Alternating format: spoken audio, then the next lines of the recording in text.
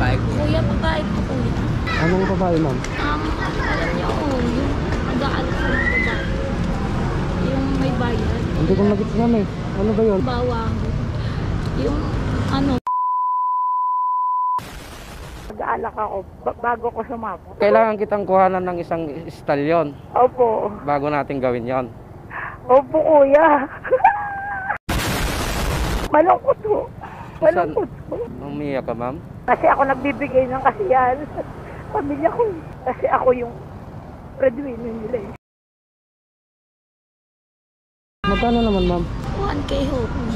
1,000. Opo. Pero hindi naman ho lagi-lagi. Dahil kailangan lang ho. Kasi kailangan mo talaga. Opo. Kailan ka na, ma'am, pag ganyan? Wala pa nga ho eh. Wala pa? Opo. Kasama ka sa akin? Oo naman po kuya. Bakit po hindi? Kayo kuya. Oh, sige, Gusto ma'am. niyo akong isama? Sige, ma'am, ganito, ma'am. Sige, kunin kita. Sasama ka sa akin. Opo kuya. Sige, kunin kita. Lalabas kita. Ha? Opo kuya.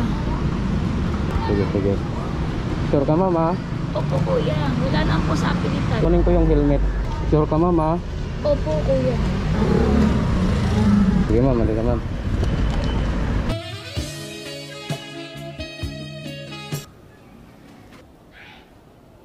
Kahit saan kita dadalhin. Oo naman po, kuya. Willing to do naman eh. Araw-araw, ma'am, yan yung ginagawa mo? Hindi naman po araw-araw. Halimbawa, kung kailangan lang. Kasi bawal ako lumantad araw-araw. Ah, okay. May pamilya ka na ba? Asawa? Wala ho akong asawa. Alam ko, panandalian lang ho to. Hindi ho lagi ganito. Sana nga, ma'am, no? Opo. Ano bang trabaho mo dati, ma'am?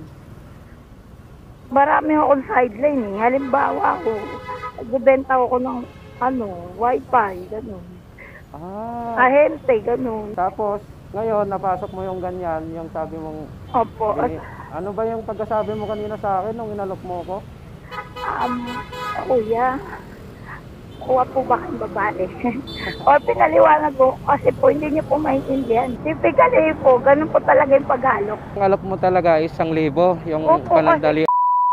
Opo, okay na ho yun. Kaysa naman namang walang yakan. Ilang customer ka naman sa, kunyari, buong araw o buong 24 hours? Hindi, sa akin sapat na ho ang isa.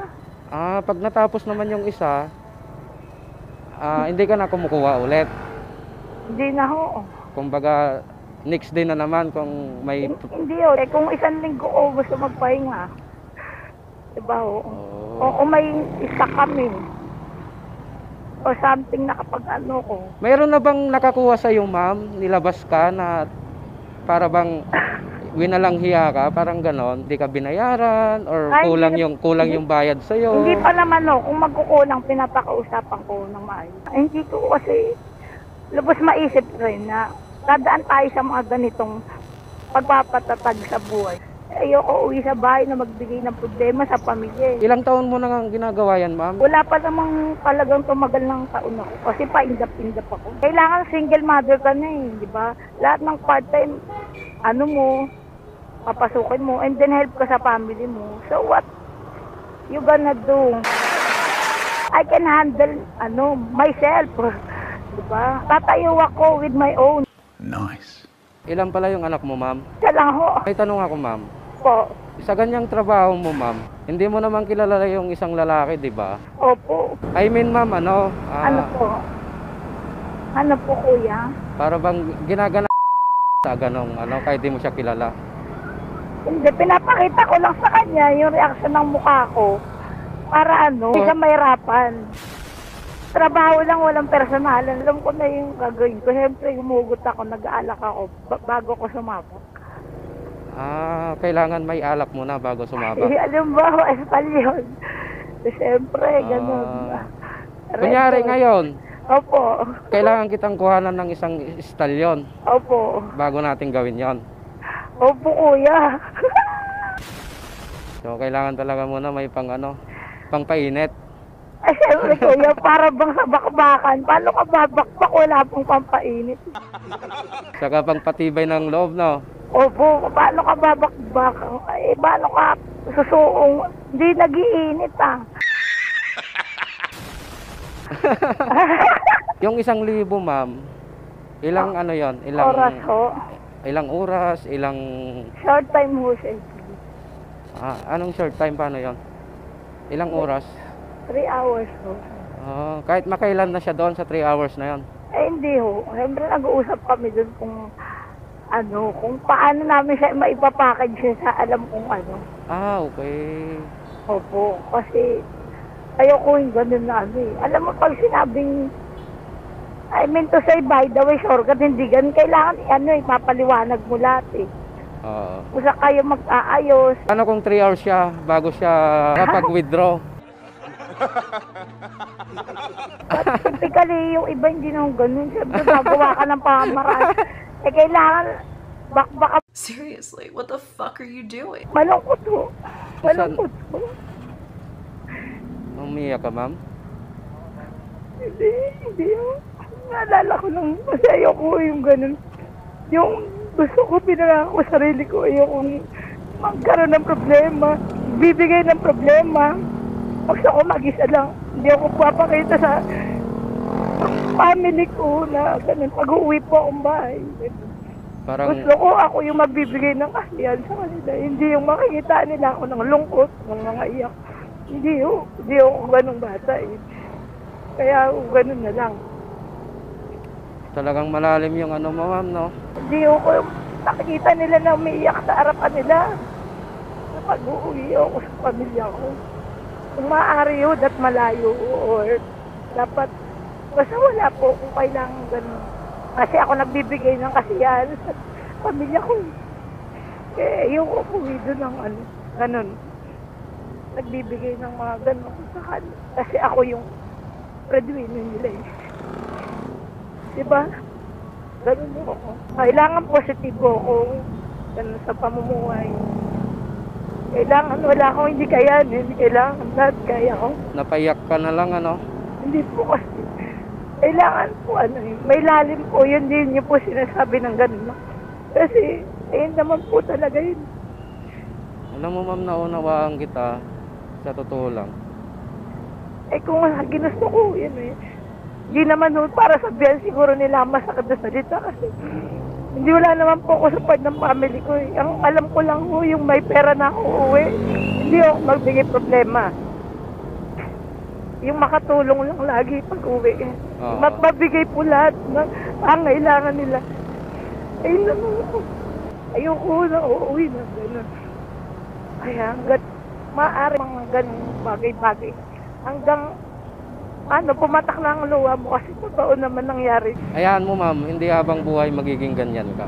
Kaya nga po, meron naman po akong pinapaniwala ang Panginoon, Diyos Ama. Kaya nga po ngayon, pinapalakas niya po uli ako para bumangon uli. Para umuwi po uli sa pamilya ko. At para lahat po, masolusyonan ko po yung mga problema ng paunti-unti. Hindi po para agad sumuko. Sige lang, ma'am, ilabas mo lang.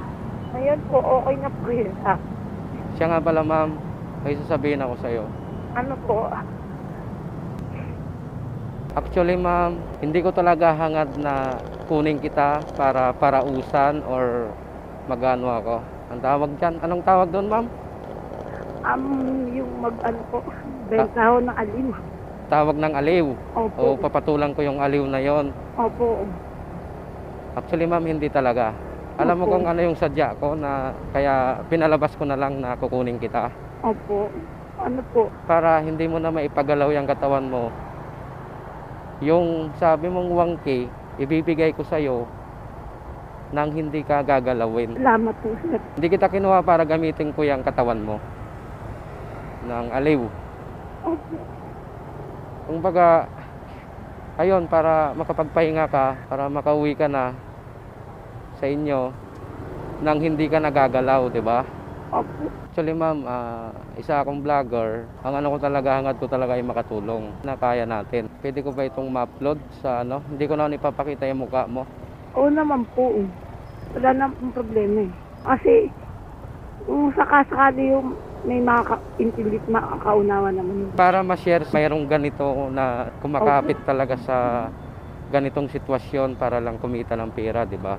Siyempre po. Sa totoo lang, hindi nyo naman talaga ginusto yan. Kumbaga, sa hirap lang talaga ng buhay. Opo, eh kung iba ho, makikita ka rin sa iba't ibang ano, di ba? Makukubli mo pa ba yun? Hindi ka bang ganito? Opo, kasi di naman po talaga ganun. Kasi alam mo, hindi tama yun. I wish ma'am, sana maano mo yan, makapagsimula ka na ng bagong buhay. Nakita ko sa'yo kanina, nakakapag-English ka ma'am eh. Magaling mo ba mag-English? Sample nga dyan ma'am. Sample nga. Good morning, ma'am, sir. Converge Wi-Fi po, sir. Kuha po kayo. Diba? Okay. Yan yung ano mo ma'am. Yan yung before. pinagkakitaan mo noon. Hindi ka rin natatakot ma'am sa ganyang sitwasyon mo na baka makakuha ka ng ano, Ay, hindi ho. hindi magandang ano, kalagayan na sakit. Hindi ho. Pinaparobos mo na lang siya. Ibig kong sabihin yung yung robos. Hindi ho. Ang tag dito, trust. Oo, yung trust Hindi pala. ho robos. Kasi ang robos pang patagal ho. Ayaw nga pala mali. Ayan ha. Ayaw kasi alam eh. Naririnig ko kasi yung robos. Ay yung trust. Wala, yung kuya naman eh. Trust Pagkaiba pala yung trust, robos kuya, pampatagal yun eh. Yan tayo eh. Mag-i-stall ka na niyan pag uwi mo mamaya. Ikaw na ako, bibili mo ako. Ay, hindi nga tayo magaganon. Bibigyan nyo na lang ako 1K. Hindi naman ho, nag-joyride lang naman tayo eh. Nagkwentuhan. Nakaunting usapan eh, okay na yun. At least hindi ka nagalaw. Hindi ka nagalaw, di Eh yung ba? iba dyan, babalasubasin ka, ganun na lang. Nakapagpahinga ka nang hindi nagpapagalaw. Opo. Isa na ang po ganun. At least naka 1K ka, ganun lang. Oh. Pag ganyan ma'am, Ano po? talagang as in ni papaloob talaga, nilalagay sa loob. Syempre, kailangan may trust, di ba? May Kaya, dala-dala ka dyan. Ngayon, syempre, 40 pesos lang yun.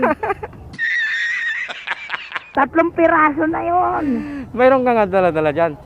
Siyempre, kailangan, pagka gusto ko ng customer, gagastos yan, hindi pwedeng. Ibig sabihin wala kang dala, kumbaga bibili Opo, na lang siyempre, yung doon po customer. kila madam kanina, 100 isa eh. Oh? Diba? So, Kung ako yung bibili na lang, doon 3 piraso pa. So, yun na lang yung payo ko sa iyo, ma'am. Hangga't maaari, maghanap ka ng ibang marangal na trabaho. Opo, kuya.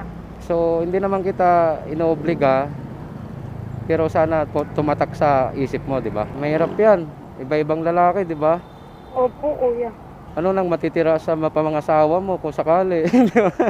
O ano pang matitira sa kanya kung ang dami ng lalaki na pinagbigyan mo niyan, o di wala na matira sa kanya. Ayun. Hindi kita ginajudge sa ganyang ginagawa mo kasi wala naman akong kakayanan, di ako mayaman para mabigyan kita ng isang trabaho, di ba? Yeah. O kaya isang suporta na lagi-lagi. Buhay mo yan na alam mo kung saan ka mabubuhay. Dito na lang tayo para hindi na ako makita doon. Opo. Maya, baka pa sila dahil may mga camera. Bibigyan na lang kita. Hindi ko muna ipatanggal yung helmet sa'yo para hindi makita yung mukha mo. Opo. 1,300. Salamat po, sir. Mag-ingat ka na lang lagi O, sige. Sige.